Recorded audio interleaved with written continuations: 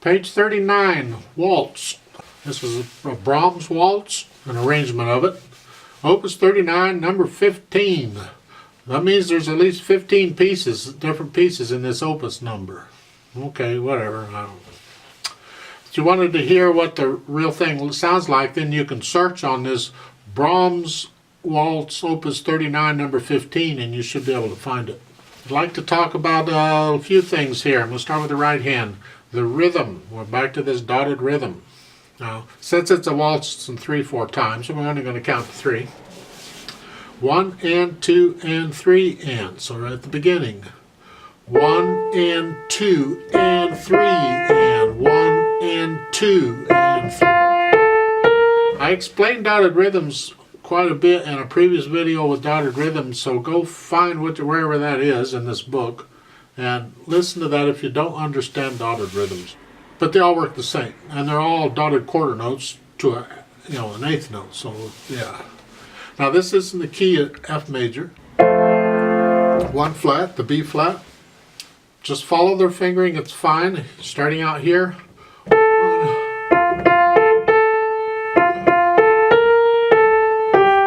The last major, the first line, the last note, you got to get your 4th finger up here to the C. So you're stretching out a little bit. And then the next line, bring the thumb in to the A. We changed hand positions, that's all. 3rd line, you're here. At the end, the last 2 measures, you're here. 3 on the C. And then cross over to get the last note. And the left hand, starting out here. And then they want you to cross over. That's not necessary. On the 3rd measure like that fingering 2 on 2. If you want practice at that, fine, do it. It's good practice. That's unnecessary. What I recommend you do is reach up and just put your thumb on that D, and then 2, 3rd finger on the B flat, and then reach down and do your 1. That's fine. To me, that's easier than crossing over the thumb. 3rd line down, the first 2 measures aren't bad. These are primary chords, right? But then in the 3rd measure, you got to come up. You have an A, and this thing, well, spell it out. Take it 1 note at a time with the bottom note and just figure each note out. So the first note, the bottom note, is an E flat. It's got a flat sign, so it's here. And then the next one is an F, so it's here. So it's here.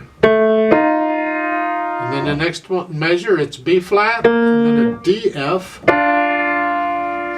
And then they give you treble clef sign, fortunately. Otherwise, you'd be reading a lot of ledger lines. So the 4th line down, you're here. And the 3rd measure over, they give you their bass clef back. The last measure of the 4th line is the same as the 1st line there. If you want, I would suggest you do a 1, 2, 3. But if you'd rather cross the thumb over, that's fine too. Then in the last 2 measures, they're saying a 5, 2, 1. If you don't want to put the thumb on that, if that's awkward for you, you're going to have to do a 5, 3, 2. And then you can do that. It's a bit of a stretch. Or you can do this. You can do a 5, 1, 2. That works too. You have to do that sometimes in piano anyway. Then in the last measure, got 2 voices here. You see the stem going down and up and all. So the dotted half notes, 3 counts. The half note, the A and the C, is 2 counts. Make sure you hold that F down for the full measure. So they're together. All 3 notes are for 2 beats. I don't know if that made any sense or not. Just do it that way. On the roadmap thing, we got 1st and 2nd endings on the 2nd line. Hopefully you remember what those are about, because the repeat sign at the 1st ending sends us back to the beginning. And when we play it again, we don't do the 1st ending the 2nd time. We've done it once. Once you do it, you're done. You skip it and do the 2nd ending and go on. Dynamic wise, they're not giving you much, but it applies to the melody. And figure out what soft is to you. and then keep the left hand under it. Third line down, there's a crescendo, and it looks like they're going to let you crescendo through the rest of the line to get loud on the next line. Well, if you do that, you got to plan that out. Otherwise, you'll be loud by the next measure, and that's too soon.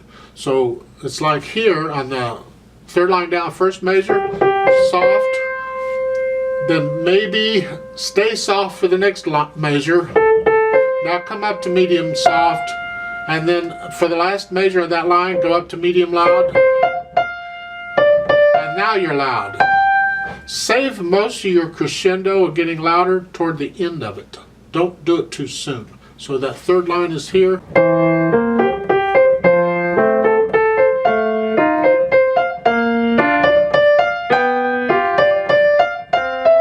And then come back down to soft. See, that first measure, the fourth line, is like the climax of the piece. That's most pieces have at least one climax. And then you're coming down. And then soft. Then at the end you have that swell. I call it a swell. The last three measures, there's two little arrows. First we get a little louder, and then you come back off. You get louder, and so I call that a swell.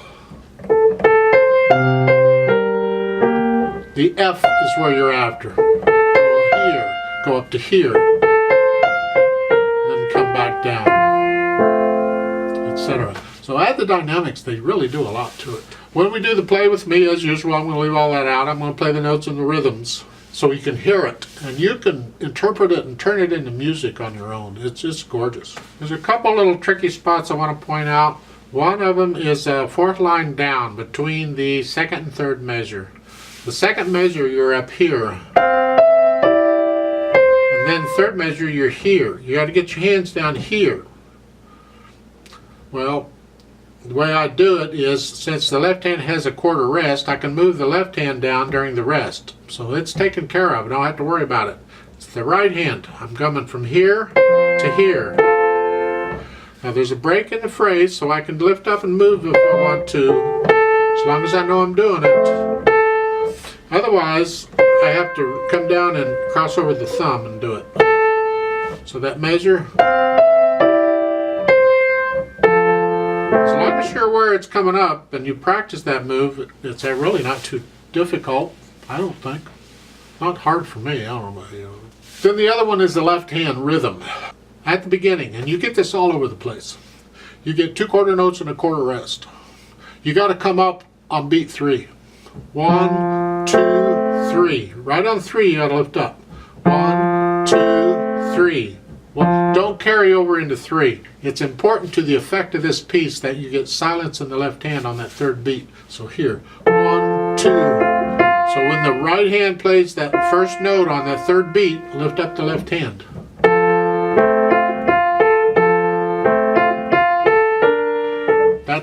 I'm going to give us 3 counts. Let's play this together. There's no pedal in this.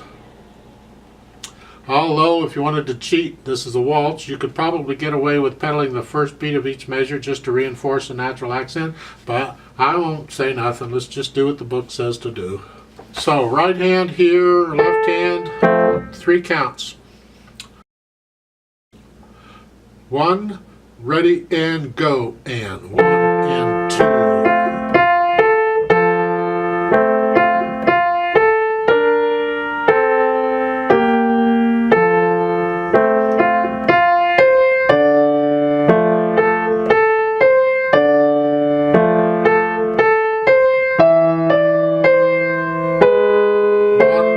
Two.